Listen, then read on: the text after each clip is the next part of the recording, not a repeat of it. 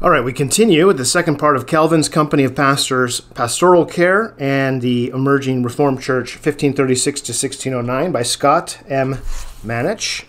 And we finished the introduction in the first part, so we'll transition here into Chapter 1, which is Geneva and her Reformation. And we begin. For over 3 centuries before John Calvin arrived in Geneva, the Cathedral of St. Pierre stood like a stone sentinel maintaining vigil over the city. Built on the spine of a hill that ran through the length of the upper city, the bishop's church was in command of a broad horizon. The teeming markets and boutiques below the lower city, the blue waters of Lac Léman, with small fishing boats and larger barks plowing its surface, the surrounding countryside, rich with vineyards, pastures and grain fields, and further in the distance, the jagged snow-crowned peaks of the Prealps. If Geneva's cathedral seemed a silent, impassive witness to the passing of seasons and years, her 6 bells, or the voices of St. Pierre, were neither silent nor inattentive to change. In the late Middle Ages, the bells of the cathedral marked the boundaries of daily existence and heightened the drama of urban life.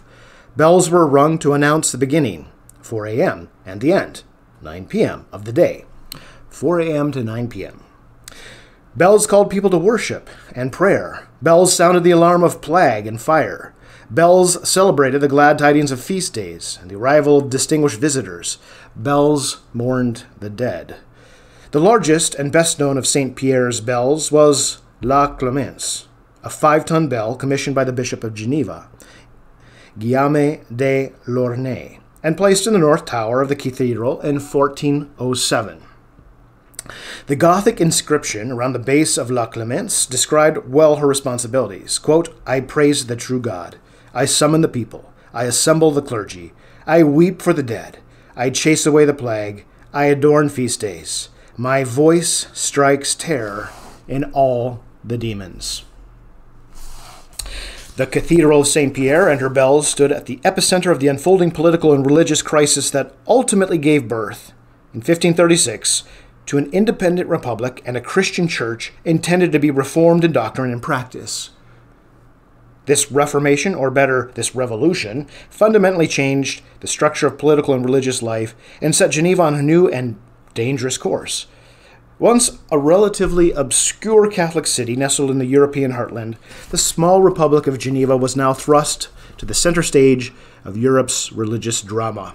Within a few short years, she emerged as a haven for Protestant refugees, a publishing center, and an intellectual brain trust, the center of French-speaking Protestantism, praised by admirers as a mirror and model of true religion and virtue, maligned by enemies as the synagogue of the Antichrist. The account of John Calvin's arrival in Geneva in the summer of 1536 and of his strategic leadership of the church in the decades that followed had been told many times. Less well known is how Calvin's theological and pastoral vision was preserved and shaped by Geneva's ministers in the generations after his death. In order to understand and appreciate the challenges faced by Calvin and his successors, I first summarize the revolutionary era that culminated in the birth of a new church, as well as explore Calvin's conception of the pastoral office and the ecclesiastical institutions that he established there in Geneva. The final section of this chapter describes the texture of religious life and worship in Geneva during Calvin's lifetime. Number 1, the bells of St. Pierre. La Clemence and the bells of St. Pierre Cathedral were not only witnesses, but also accomplices to political revolution and religious change. At the dawn of the 16th century, Geneva remained very much a traditional Catholic city. She was the episcopal seat of a vast diocese, spanning 4,200 square miles and including around 450 parishes. The Prince Bishop was not only the spiritual head of the diocese, but also the temporal lord of Geneva and the surrounding districts which he governed, usually in absentia, with the assistance of the Episcopal Council and the 32 canons that made up the cathedral chapter. The city and its immediate environs boasted 7 parish churches and 5 monasteries. 7 parish churches and 5 monasteries. All told, about 500 secular and regular clergy minister in the city, constituting around 5% of Geneva's 10,000 townfolk. The privilege to sound St. Pierre's bells belonged to Geneva's 4 syndics, which were the chief magistrates of the city, and especially to the cathedral chapter, which paid a bell ringer 5 sols, that's S-O-L-S, not souls like S-O-U-L-S, so 5 sols per year to perform this duty. Accordingly, throughout each day, bells were heard summoning the faithful to Mass. They were heard marking the monastic office or announcing meetings of the cathedral chapter and celebrating the anniversaries of notable churchmen and honored saints. From time to time, the towers of the cathedral pealed with a song to proclaim special religious occasions, such as when the bishop paid a visit to Geneva in 1525, or when a procession was held in support of a crusade against the Turks 5 years later. Now, by 1520, the prince-bishop's temporal authority over Geneva was becoming increasingly attenuated due to the expansionist aims of the powerful dukes of Savoy. During the course of the Middle Ages, the House of Savoy emerged as one of the most powerful kingdoms in Western Europe, a vast duchy that stretched from the Jura Mountains to northern Italy. In the 14th century, Savoy gained control over the territories immediately surrounding Geneva, and recognizing the city's strategic importance as a prosperous commercial center standing at the crossroads of Europe, began maneuvering to annex the city. Over the next century, the dukes expanded their influence within Geneva, achieving the prerogative to appoint judges and execute capital justice in the city. In the mid-15th century, the Dukes of Savoy managed to secure from the Pope the privilege of nominating candidates to the episcopal office. Henceforth, all the noble patrons of the dukes. Savoyard sovereignty over Geneva appeared a fait accompli in 1550, when the Bishop of Geneva, Jean de Savoy, agreed to cede all his temporal authority to Duke Charles III, who was the bishop's nephew, a grant approved by the Pope but later nullified by the College of Cardinals. The expansion of Savoyard influence in Geneva was not welcomed by all the citizens, however. So Savoyard must be the adjectival form of Savoy. The expansion of Savoyard influence in Geneva was not welcomed by all the citizens, however. A Republican faction of Geneva's townspeople under the leadership of Philibert Bertellier took the decisive townspeople under the leadership, taking the step in 1519 of securing a treaty of, this is a word I probably will butcher, Cambourgeois, an agreement, so this is what this word means, an agreement to provide mutual defense, Cambourgeois, with the Swiss canton of Freiburg in hopes of preserving the freedom of the commune. Charles III acted swiftly to crush the challenge to his authority. In short order, the treaty was annulled and Bertellier was executed. The Duke, that's Duke Charles III, marched into Geneva with a show of military force, declaring, "The Genevans are my subjects." Oh, how fun. For the moment, at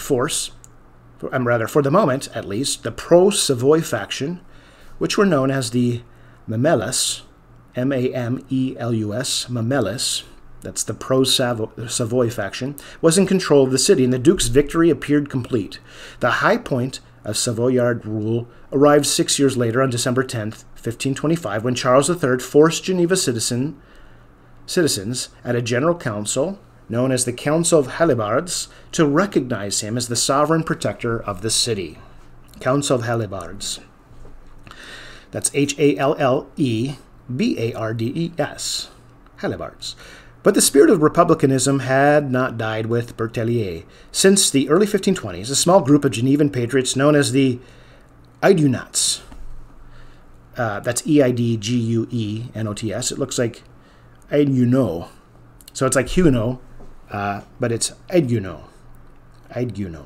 Had been working tirelessly to forge a political alliance with the Swiss that would preserve Geneva's freedom from Savoy.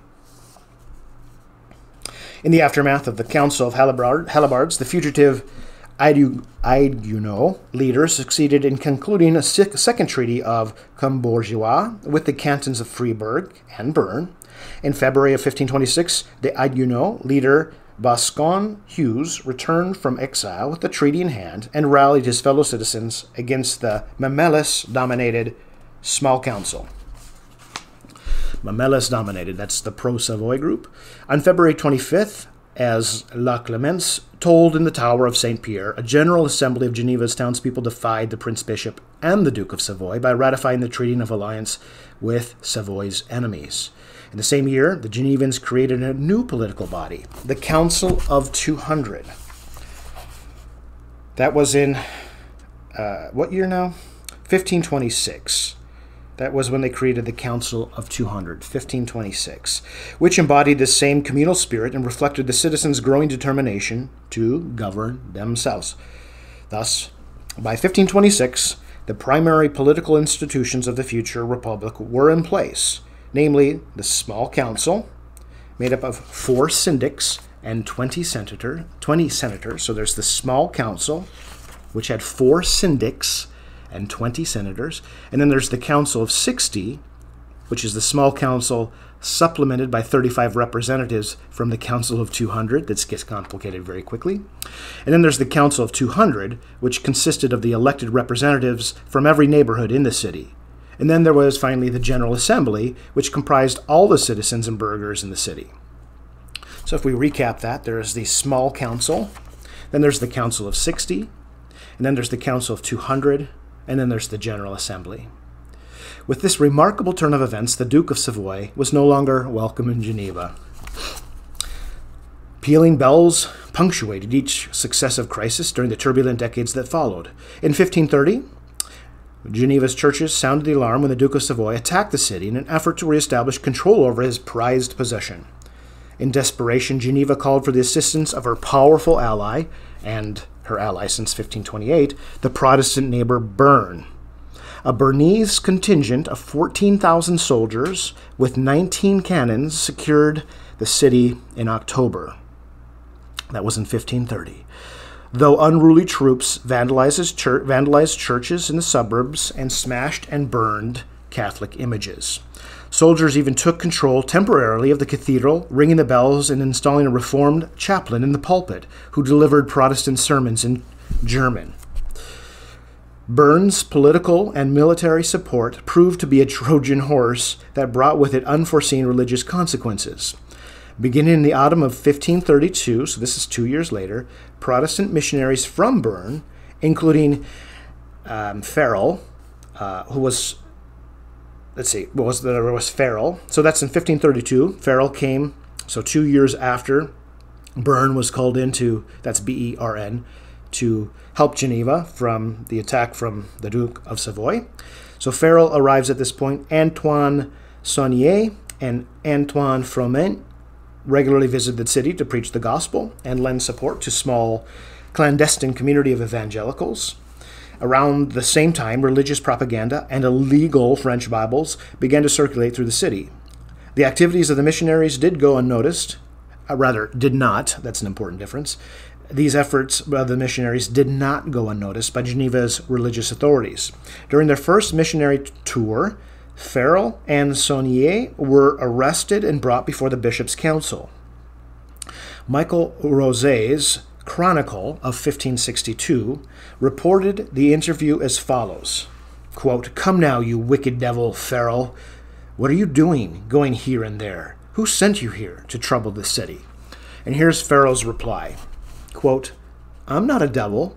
I proclaim Jesus Christ, who was crucified and died for our sins, as resurrected for our justification, so that anyone who believes in him will have eternal life, but those who do not believe will be condemned. For this purpose I was sent by God, our good Father, as an ambassador of Jesus Christ, called to preach to all those who wish to listen to me." Farel was beaten and expelled from the city, only to return to the following year with the assurance of Bern's protection. The evangelical community, now numbering around 80 persons, held its first public worship service during the Holy Week of 1533 in a private garden located 200 yards outside the city gate. A French hat maker named Guérin Mouette, who had organized the service and distributed the Lord's Supper, was arrested and banished. That same spring, religious tensions boiled over into violence. Rumors spread that the evangelicals were making plans to attack and desecrate the city churches. So on May 4th, with St. Pierre's tocsin singing, tocsin, T-O-C-S-I-N, I'm not sure what that is, a Catholic mob of more than 100,500 persons. Sorry, let's try again. A Catholic mob of more than 1,500 persons, so a slightly different sized mob, attacked a group of Protestants at the place of Du Moulard. In the vicious melees that followed, several Protestants were wounded, and a Catholic native from Freiburg named Pierre Viret was killed. In an effort to punish the perpetrators of the murder and halt the advance of the Protestant heresy, Prince Bishop Pierre de la Baume, after a 5-year absence, returned to Geneva in the summer of 1533. The small council refused to recognize the bishop's jurisdiction over the crime. He angrily departed the city only 2 weeks, and he never returned.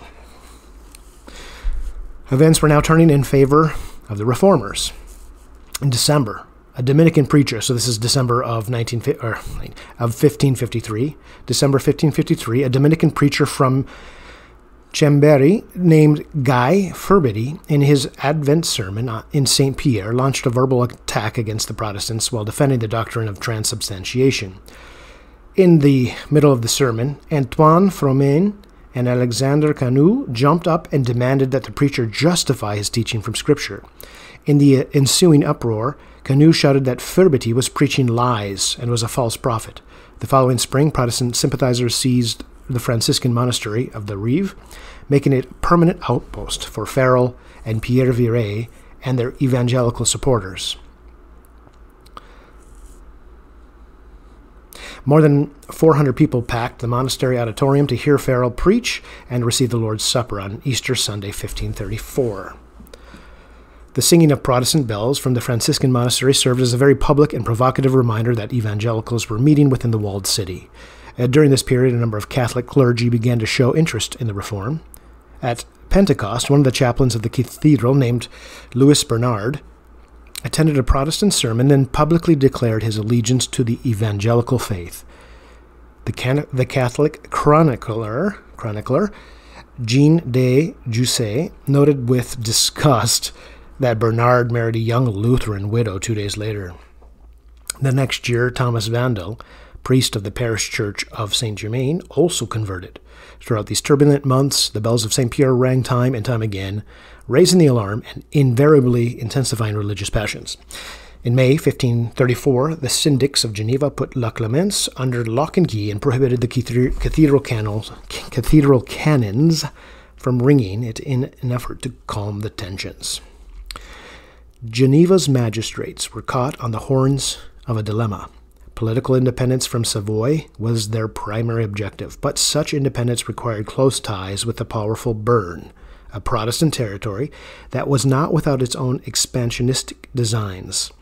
And Bernese support brought with it Reformed missionaries, whose inflammatory preaching regularly ignited iconoclasm and sectarian violence.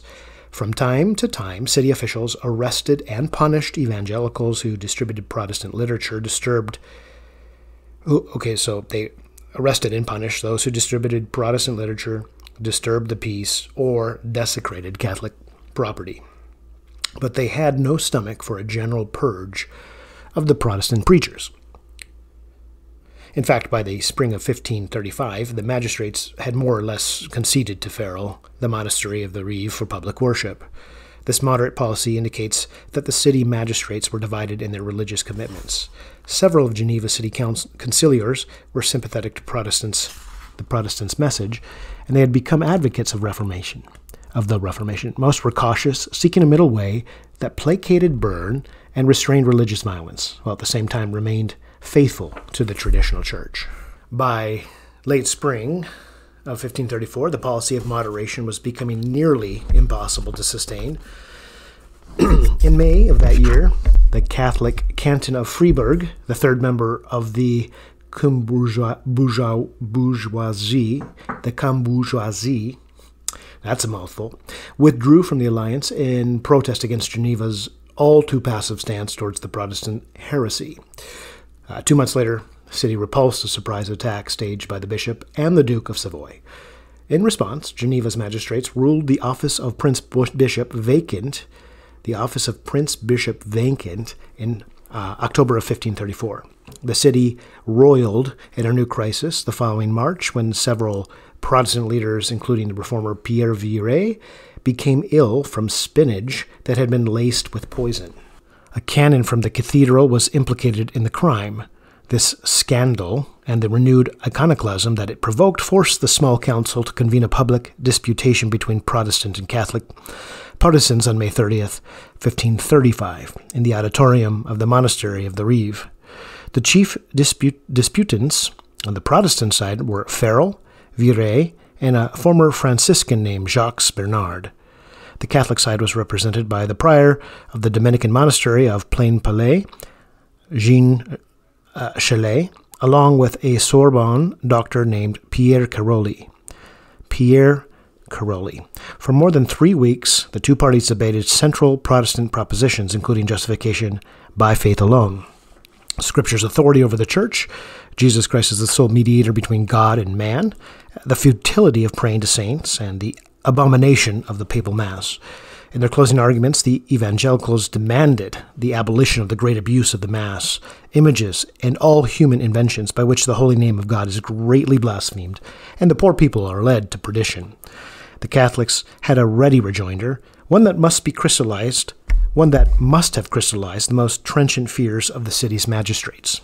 Quote, "If you tear down the images, the masses and all the papal things, as preachers, as those who favor them want you to do, know that for every enemy you now have, there will be 100, and in place of all your old and great enemy, the Duke of Savoy, you will have the King of France, who is his nephew, as your adversary, as well as the Emperor, who is also his brother-in-law, and they will all be against you, as mad wolves chasing prey, to destroy and to ruin you." Unquote. The disputation ended on June 24th, with magistrates still divided, unwilling to decide in favor of either religious party. For many of the conciliars, it seemed that Geneva had too little to gain and far too much to lose by embracing the Protestant religion. The crisis in Geneva between 1532 and 1535, so between 1532 and 1535, had much in common with the patterns of Reformation that occurred in other cities in Switzerland and Germany during this period. The ingredients of evangelical preaching, print propaganda, and public disputations, with civil authorities serving as judges, mixed with popular religious violence, often became a recipe for explosive social and religious change. In Geneva, the continued belligerence of the Catholic Duke of Savoy and the Prince Bishop served as an additional factor that pushed the townspeople toward the Protestant faith. Increasingly, political independence and religious reformation were seen as part of the same holy cause. Political independence, religious reformation, the same holy cause. This twofold concern was stamped onto Geneva's newly minted troy denier, that's a coin, in 1535. One of the sides of this coin stated, "Our God fights for us," and the reverse side read, "After darkness, light." Well, that's promising. The final stage of Geneva's Reformation was now at hand. On Sunday, August 5th, 1535, as Le Clemence called townspeople to worship, Farel and his Protestant supporters seized control of St. Pierre's Cathedral. Farel, standing in his pulpit, or in the pulpit, not quite yet his, delivered a fiery sermon to the congregation. Later in the day, a mob rushed into the cathedral during the Vespers service, threatened the priests, and began ransacking the church, smashing religious statues, desecrating the host, breaking open trunks that held sacred relics. Geneva's magistrates were helpless to stop the destruction. One syndic who watched this violent episode is reported to have said, quote, "If the images really are God's, then they can defend themselves if they want. We do not know what else to do," unquote. Well, the next day, August 9th, iconoclastic riots spread to other city churches, Saint Gervais and Notre Dame de Grâce, as well as the Dominican monastery outside the city walls. These riots broke the religious stalemate. On August 10th, the Council of 200 voted provisionally to suspend the Mass and ordered that all iconoclasm cease. A week later, the magistrates decreed that sacred objects taken from the vandalized churches, which were things like crucifixes, reliquaries, plates, and then be melted down in order to pay Geneva's war debt to Bern. Religious violence had not yet run its course, however. On August 24th, Protestant mobs wielding hammers and axes attacked the convent of the Sisters of St. Clair in Bourg-de-Fur, hacking at statutes and devotional benches and destroying books and breviaries. Jean Diodati and 23 of her religious sisters departed for Annecy 6 days later, protected by an armed escort. Most, but not all, of Geneva's Catholic clergy had left the city by late autumn. In December, the magistrates ordered the Dominican and Franciscan monks who remained in Geneva to attend Protestant sermons or be banished. 13 of the 20 Franciscans chose to renounce their religious vows and embrace the Reformation. Several even married. On the whole, however, it appeared that only a small percentage of regular and secular clergy converted to the Protestant religion and remained in the city in 1535. In the span of 2 years, Geneva had renounced its bishop, cleansed its churches of idolatry. Here the author has idolatry in quotes, but Protestant heresy is not in a quote, so what's up with that? And run off hundreds of Catholic religious personnel.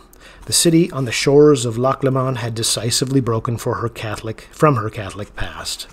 But Geneva's political independence and religious reformation were not yet secure. During the winter of 1535 to 1536, the Duke of Savoy laid siege to Geneva in one final attempt to regain control of his prized city. Once again, a Bernese army marched to the rescue. It's like he didn't learn the first time, liberating the city on February 2nd, 1536. Having conquered the Pays des Vaudes on the north shore of the lake, the canton of Bern made overtures to assume political sovereignty over Geneva as well. This suggestion the magistrates bluntly declined. They had not overthrown one master to be ruled by another. Later that spring, on May 21st, as La Clemence rang forth from the north tower of St. Pierre, the citizens and burghers of Geneva gathered in the General Assembly to adopt the Protestant religion as law. The Assembly voted unanimously, quote, to live in this holy law of the gospel and the word of God, unquote, as well as to reject, quote, all masses and other ceremonies and papal abuses, images and idols, unquote. The bells that had joyfully welcomed the Prince Bishop to the city in 1525 now celebrated Geneva's independence from him. The Reformation of the Parishes. This is part 2 of chapter 1. Shortly before his death, John Calvin recalled the desperate condition of Geneva's church when he first visited the city in July of 1536. Quote, when I first arrived in this church, there was almost nothing. They were preaching, and that's all. They were good at seeking out idols and burning them, but there was no reformation. Everything was in turmoil, unquote. Calvin's memory of this desperate situation was for the most part accurate. The departure of most of the Catholic clergy from the city by the summer of 1536 created a vacuum in leadership and a crisis in pastoral care, especially in the countryside parishes. There was no church constitution or plan to instruct the children. The Mass had been abolished, but no liturgical form had been created to replace it. The relationship between the church and the city magistrates had yet to be defined. Farel and Geneva's leaders quickly discovered that it was one thing to demolish the existing religious order, quite another to construct a new one in its place. It's not surprising, then, that Farel discerned the hand of divine providence when John Calvin stopped off in Geneva and wrote to Strasbourg in July of 1536. Neither Calvin's timidity nor his stated intention to pursue a private life of scholarship discouraged the missionary from Bern. Instead, like the Old Testament prophet, Farel threatened God's judgment upon the 27-year-old Calvin if he did not stay and assist Geneva's church in its hour of great need. The outcome of this dramatic encounter is well known. A frightened Calvin agreed to stay on in Geneva, first as a reader of theology and soon as a city pastor.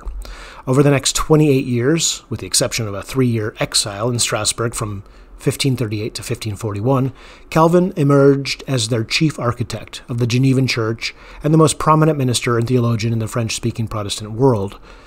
One of the most important dimensions of his legacy was to consolidate the Reformation, consolidate it there in the city of Geneva, and establish religious institutions that preserved his distinctive theological vision well beyond his lifetime. Among the most pressing concerns that Farel and Calvin had faced in July 1536 was the need to set forth, with clarity, Geneva's new evangelical faith and create basic structures for religious practice in the city. In the fall of 1536, Farel, probably assisted by Calvin, produced a brief confession of faith that defined in 21 articles Geneva's public theology, beginning with the affirmation that Scripture alone is the rule of faith and religion. Several months later, in January 1537, the ministers delivered a rudimentary constitution to Geneva's civil magistrates entitled Articles Concerning the Organization of the Church, which proposed a basic outline for religious life in the city that included monthly celebrations of the Lord's Supper, the practice of church discipline and excommunication, congregational singing of the Psalms, catechetical instruction for children, and the creation of marriage courts to judge matrimonial cases. It's interesting at that point, this is my comment, that the celebration of the Lord's Supper was monthly at that point. That's the beginning of 1537. Okay, we continue. Geneva's magistrates approved most of the provisions in the articles, although they mandated that the Lord's Supper should be celebrated quarterly, not monthly, and they effectively ignored the ministers' call for church-controlled moral discipline in the city. A complement to the articles, Calvin also drafted in 1537 his first catechism, intended for the religious instruction of boys and girls in the city. This is my note. In the 7-volume set of Calvin's Letters and Tracts and Letters, that is the last chapter of the first volume, which I will eventually record audio. We continue. These documents presented a program for church reform that was no way original. Calvin's catechism, for example, is closely patterned after his Institutes of the Christian Religion. That was the 1536 version, which itself showed significant dependence on the writings of Luther, Philip Melanchthon, and Ulrich Zwingli. Similarly, the theology of the Confession of Faith and the practical reforms proposed in the articles reflected key concerns and commitments shared by other Reformed churches in the Swiss Confederation. Daily religious life changed in significant ways in the first years following Geneva's Reformation. The city churches, which the French reformers called temples, were reduced in number from 7 to 3, and the outlying parishes consolidated. A company of around 15 Protestant pastors soon replaced the roughly 500 priests, cures, cathedral canons, monks, and nuns who had once ministered in and around the city. Reformed ministers officiated at public worship services wearing the attire of scholars, which was black gowns, white starched collars, and black caps, rather than the colorful vestments of the traditional clergy. Their primary public responsibility was to preach expository sermons in the French vernacular, rather than recite the Latin Mass. Geneva's churches no longer observed the Catholic sacraments of confirmation, penance, holy orders, ordination, marriage, and extreme unction, though the Lord's Supper and baptism were still celebrated. The liturgical form and theological substance of these two sacraments were substantially changed. Public worship in Reformed Geneva was simpler, less ornate than in the medieval church. Gone were the processions and the incense, the candles and the acolytes, the monastic choirs, and the melodious organs. Instead, the Reformers created a liturgy that gave priority to public prayers, the proclamation of the Word of God, and a cappella singing of the Psalter. Even the rhythm of religious time was transformed, as Calvin and Geneva's magistrates stripped nearly all religious holidays from the calendar. Stripped nearly all religious holidays. They didn't strip them all. With the monasteries closed and the divine office no longer recited, the bells of the city now rang only to mark time, announce the daily sermons, and summon Geneva's magistrates to their meetings. In all these ways, and more, the texture of daily religious life in Geneva was radically altered in the months following the summer of 1536. Geneva's revolution also brought with it significant changes to the parish structure of the city's church. Even before the iconoclasts had finished their destructive work, Geneva's magistrates had begun seizing Catholic property and confiscating the churches, the chapels, monasteries, and convents in and around the city. Of Geneva's 7 parish churches, 2 were demolished, 1 converted to a lecture hall, and 3 left open for public worship. The Temple of St. Pierre in the upper city, the Temple of the Madeleine in the lower city, and the Temple of St. Viret across the Rhone River. Here it says see map 1.1. On the following page, there's a nice little map that outlays each of these, the locations for each of these churches. A 4th temple, St. Germain, located near the town hall, was initially loaned to the Guild of Butchers later in the century. It was used variously as a powder store, a granary, a home for Italian and English refugee congregations, and even as an alternative worship site on the winter days when St. Pierre was too cold. In a similar fashion, the magistrates seized the monastic houses. They razed the Dominican monastery located outside the city walls, converted the convent of the Sisters of St. Clare into the public hospital, and turned the Franciscan monastery of the Rive into a public school. The city also sold property belonging to the Prince Bishop, the cathedral chapter, and private Catholic residents who had fled the city. This financial windfall, which amounted to 10,647 ecus, that's E-C-U-S, ecus, 10,000 of those, nice. For the year 1536 alone, the magistrates applied to Geneva's enormous war debt to burn, as well as pay ministers' salaries and staff the newly founded city hospital. The 3 permanent temples within the city wall, St. Pierre, the Madeleine, and St. Gervais, were not parish churches in the strictest sense of the term. Before 1541, townsfolk had freedom to move between temples and attend the preaching service of their choice. This practice, Calvin feared, fostered the perception that the ministers were preachers, not pastors. The ecclesiastical ordinances, that was from 1541, addressed this concern by requiring that children hear the weekly catechism sermon and adults take the Lord's Supper in their local parish temples.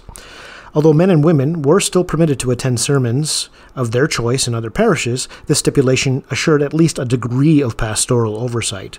Another factor that blurred parochial boundaries was Calvin's commitment to ministerial rotation within the city's temples. After his return from Strasbourg in 1541, Calvin routinely preached at St. Pierre on Sundays and at the Temple of the Madeleine during the work week. This practice of rotation was designed by Calvin to ensure that Geneva's townspeople would be edified by a variety of preachers.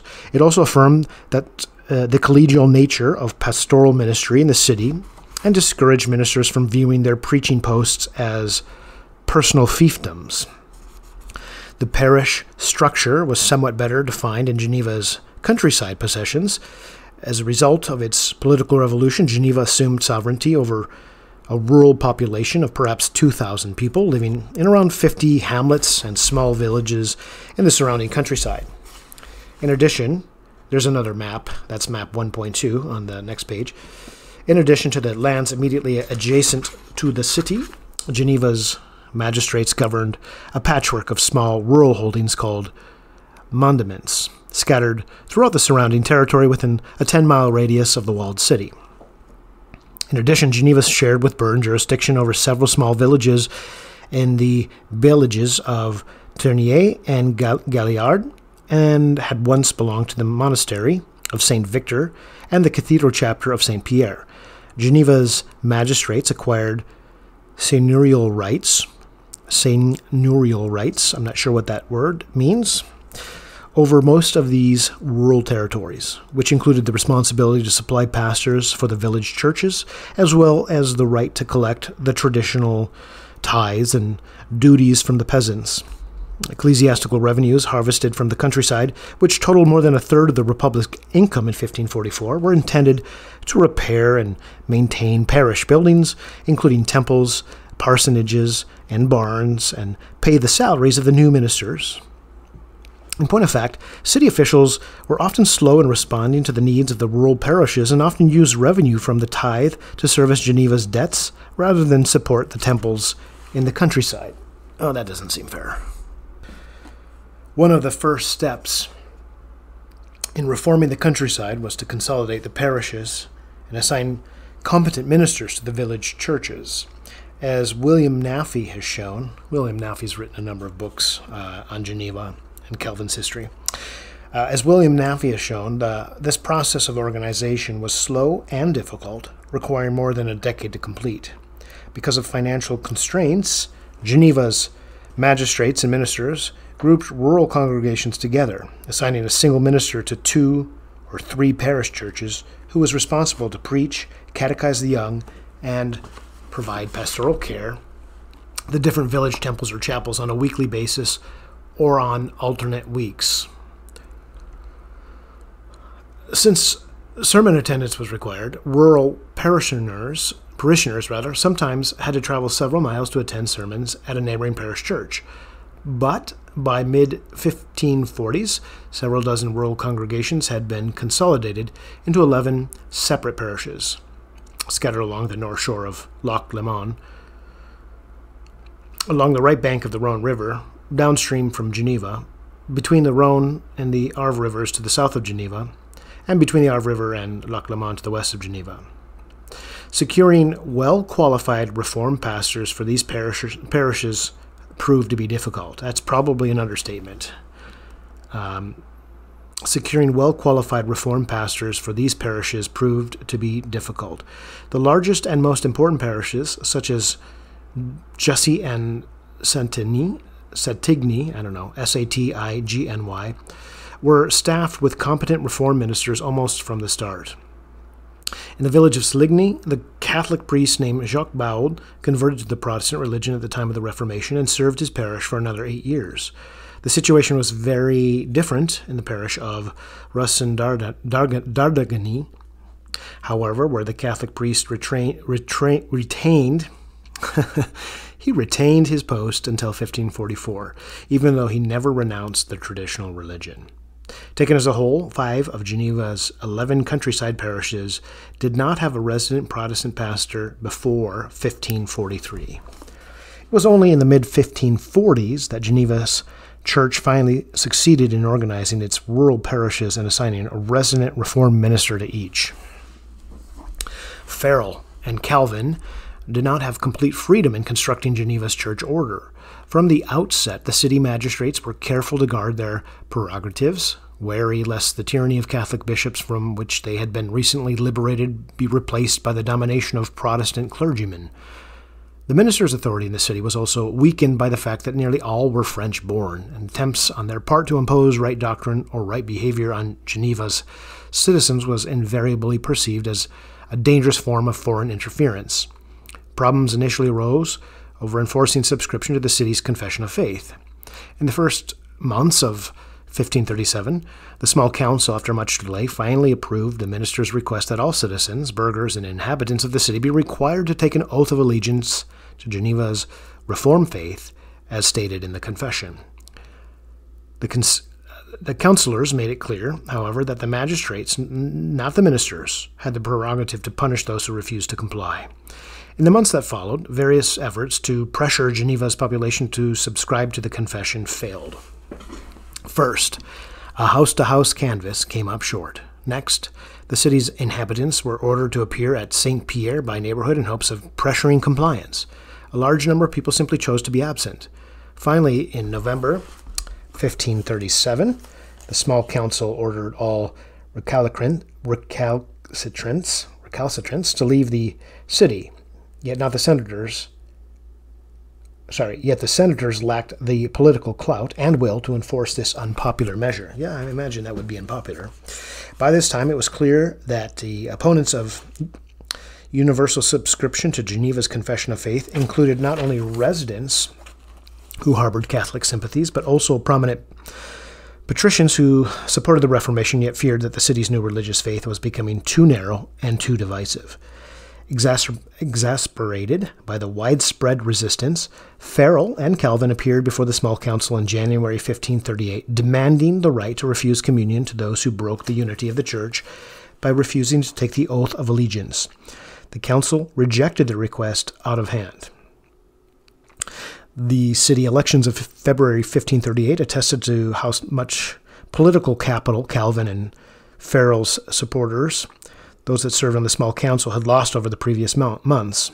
As a group, the new councillors were less sympathetic to the concerns of Geneva's pastors and more firmly committed to a policy of religious accommodation with Geneva's political ally, Bern. This became apparent in the months that followed, as the magistrates began to demand that the ministers adopt a number of liturgical rites practiced in Bern, including the use of baptismal fonts, the use of unleavened bread in communion, and the celebration of religious festivals such as Christmas, New Year's, the Annunciation, and Ascension.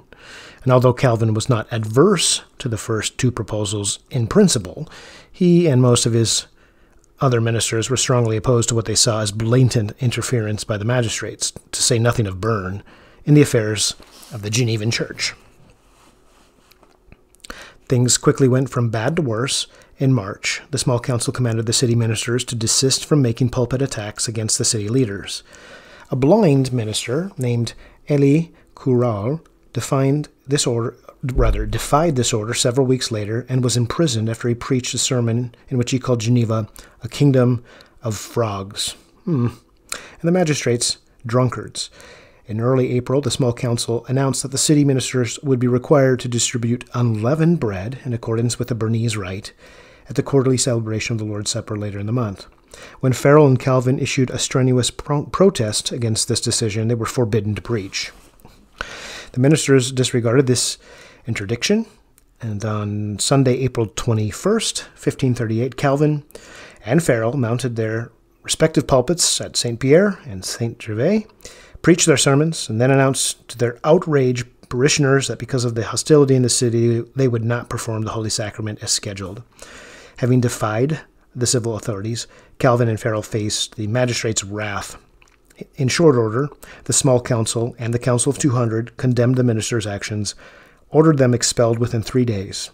Calvin did not wait that long. On April 23rd, he slipped out of Reformed Geneva with no intention of returning. We'll stop there. This is the halfway point of Chapter 1. It'll continue with Part 3 in the next part, Building a New Church Order, and that's about 13 more pages. There's another section, Section 4, the Reformation of Worship, and that will get us to Chapter 2, which is the Company of Pastors. That's on page 38. We'll stop there for today.